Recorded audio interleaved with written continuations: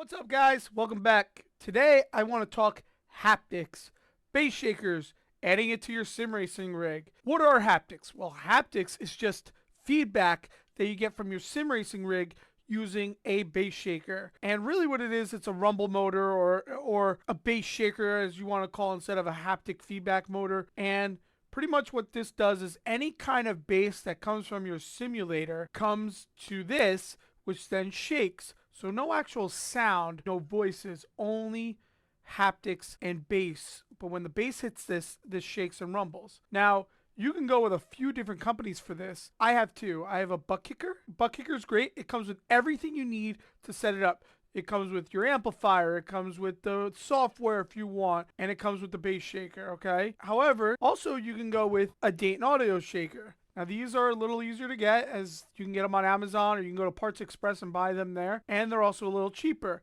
However, if you get the Dayton Audio one, you are going to have to buy your own amplifier for it. And the knob sound, which I've shown in other videos, is like a $20 or $30 little amplifier, which has its own USB sound card installed in the amplifier already. Will work perfectly with your computer by just plugging it into your USB drive on your computer. Now this one's a little easier to hook up to a profile rig. This one has 4 screw slots, so I just made one of these bigger and screwed it right into my profile rig. But you can do 4 of these on your rig. You can do 1 of them on your rig. You could really do as many as you really want. I've done 4, I've done 1, I've done 2. I personally like to have 2, 1 in the front, 1 in the back. Now the reason why I have SimHub open is because you need this program to run the haptics. Now I have 4 on my rig right now. If I go to the ones I have on my pedals, I have wheel locks and wheel slip. I have a whole video explaining how to get this all set up, so I'm not going to go over the program here today. But you could put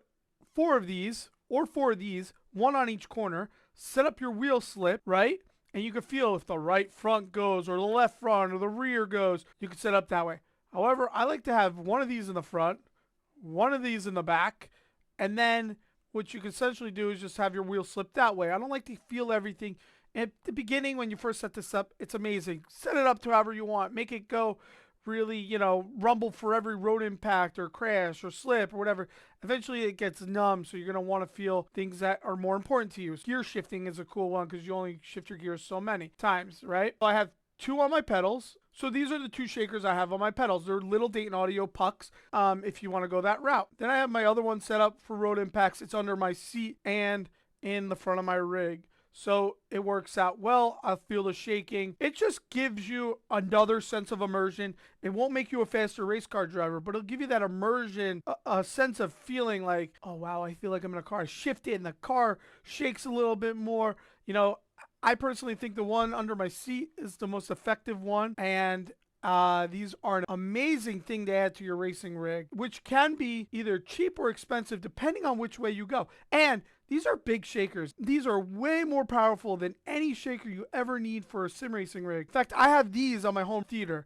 I have this one underneath my seat, but you can't go wrong with either one of these brands, to be honest with you. But the sense of immersion you get is incredible. I highly recommend adding bass shakers. It's one of my favorite accessories I have added to my sim racing rig, and I highly recommend you guys get one as well. They're easy to set up. If you need help setting it up, just send me a message. I'll be more than happy to help you set it up. But thanks for watching Kingfish Racing today. I'll catch you guys on the next one.